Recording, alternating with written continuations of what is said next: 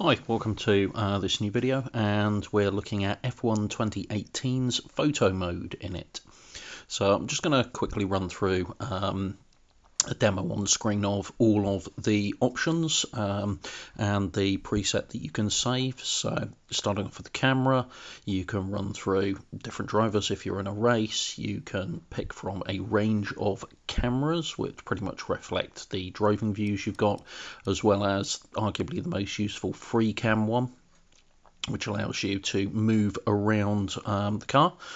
You can also play around once you've rolled around the car with the height. Off the back of the height, you've got the ability to play around with the roll of the camera, zoom in and out, or quite a wide variety of things, which makes it fairly easy to frame the picture you want. You can roll the camera for a more dramatic effect if you wish, so all fairly standard stuff, as well as playing around with the exposure. Quite a wide range on the exposure should you want to blow it out or darken the picture up, so a fair amount of options as far as that one goes, which is useful. It's got a pretty good depth of field mode. You can set autofocus, or you can go to a manual focus with a focal distance. With the autofocus, the right stick changes at that point to become the position of the autofocus, so you do need to be a bit careful with that, because if you start trying to move things around, it can go out of focus, and you just need to come off of back up to exposure or above to be able to then use the right stick to move around. So one to be careful with, but it doesn't take long to get the grips with it. Being perfectly honest, it's fairly straightforward. When you're in the depth of field mode, one of the things you can then also do is play around with the actual f-stop, so the aperture size for the camera, which allows you to blur out the background or get the background in focus, play around with the zoom, and play around with the shutter speed.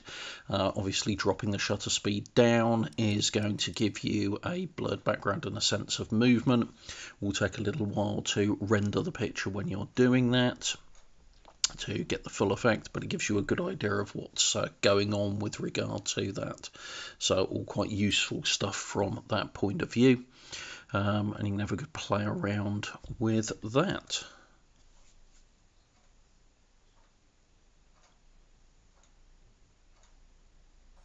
Now, moving on to the Effects tab, this allows you to select from a whole range of preset effects on here, and we'll just cycle through these so you can have a look. I'm not going to let every single one of them render, because that's just blurring the background off of the reduced shutter speed, but this gives you an idea of what effects you've got available. You'll like some of them, you won't like others. That's entirely the point. It allows you to get a look that you like and appreciate, and you think suits the particular image, car and track combo that you've got.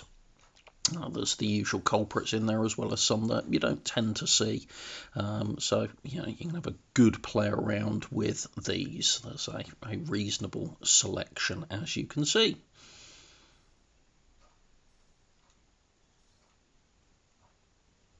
Now, what it also gives you the ability to do is play around individually with the brightness, saturation, contrast, bloom, and switch light flares on and off. So quite a useful little set of tools around effects, or you can just leave it and not do anything with them.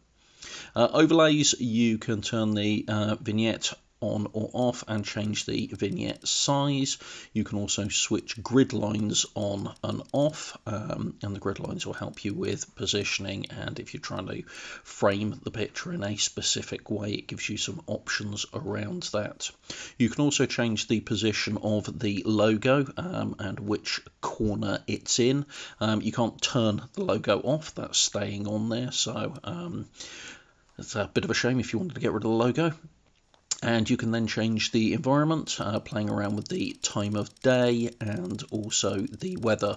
Although one thing to keep in mind with the weather is it will not allow you to switch between wet and dry conditions. You actually have to come from a wet race if you want wet conditions, or a dry race if you want dry conditions. You've got no option as far as that goes, but it does allow you to change the cloud cover, so clear, light, overcast, etc. But as you can see there, you can't switch from dry to wet. So there's one limitation of it, and something to think about before you start taking the picture. So that is an important one to consider. Just move the time back here to something a bit different and have a play around with the weather conditions.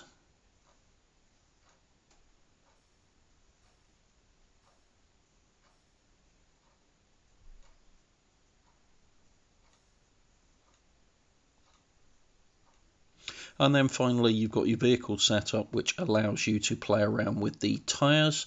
Now, depending on the car in question, you'll either be switching between dry and wets, or you will have the ability to change to different compound tyres and different coloured sidewalls. You can also save any preset you want in here, so you can set up a combination of things and then save that preset to be able to reuse it, which is quite nice. Once you've got everything set up, you then basically can hit the triangle button on the PS4 in this case, and what that will allow you to then do is remove the tool set and allow you to actually take the picture using the normal share button. So quite a useful set of tools, and that's a look at the photo mode options that exist for F1 2018, as I say, driven on a PS4 in this case. So if you found that useful, please do hit the like button. If you want to see more like this, subscribe away, and if you've got any comments or thoughts on the photo mode for F1 2018, please do pop them down below. Thanks very much. Bye.